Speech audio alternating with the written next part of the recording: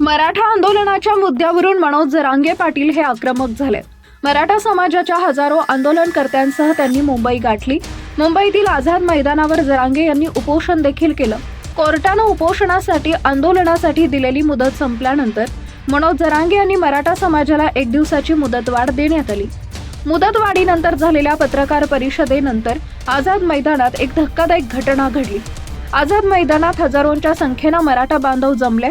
या आंदोलनादरम्यान एका व्यक्तीनं आझाद मैदानात गळफास घेत स्वतःला संपवण्याचा प्रयत्न केला।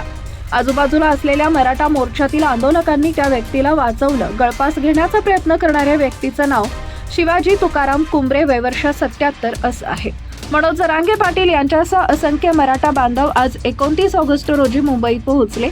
छत्रपती शिवाजी महाराज टर्मिनस आणि मंत्रालय परिसरात मराठा बांधवांनी मोठी गर्दी केली।